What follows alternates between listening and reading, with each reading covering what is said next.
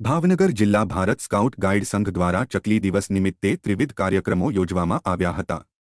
જેમાં નકામા બોક્સમાંથી માળા બનાવવા, પાણીના કુંડા અને ફીડર ડીશનું વિતરણ વગેરે જેવો કાર્યક્રમ યોજાયો હતો। ભાવનગર જિલ્લા ભારત સ્કાઉટ ગાઈડ સંઘ અને દક્ષિણામૂર્તિ વિદ્યાર્થી ભવનના સંયુક્ત ઉપક્રમે તેમજ સર્વ મિત્ર કે આર દોશી ટ્રસ્ટના સહયોગથી 20 માર્ચ વિશ્વ ચકલી દિવસની ઉજવણીના ભાગરૂપે સ્કાઉટ ગાઈડના વિદ્યાર્થીઓ માટે વેસ્ટમાંથી બેસ્ટ જૂના નકામા બોક્સમાંથી ચકલીઓના માળા બનાવવાનો વર્કશોપ યોજાયો હતો। સ્કાઉટિંગ પ્રવૃત્તિમાંનો એક નિયમ સ્કાઉટ ગાઈડ પશુ પક્ષીઓના મિત્ર છે અને પ્રકૃતિને ચાહે છે, જેને આ બાળકોએ સાર્થક કર્યું હતું।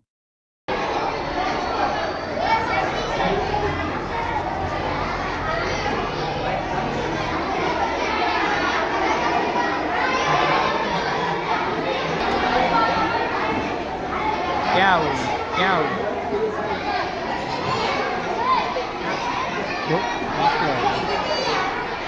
હાથ ઉપર કરવાનો છે,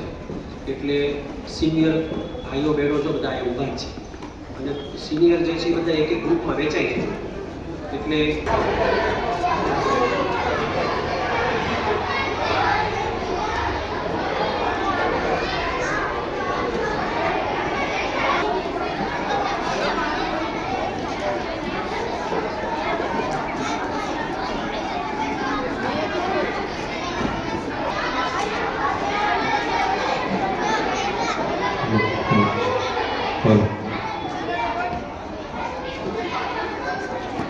મારું નામ અજય ભટ્ટ,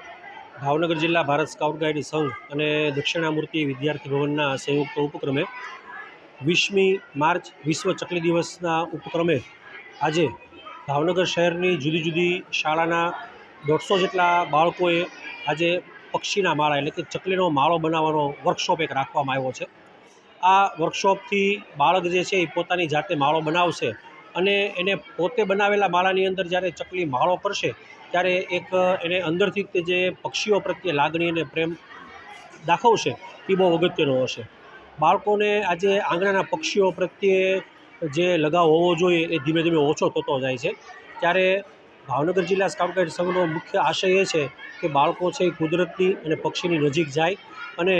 આ પ્રકારના કામમાં સાથે જોડાય। આજના કાર્યક્રમની અંદર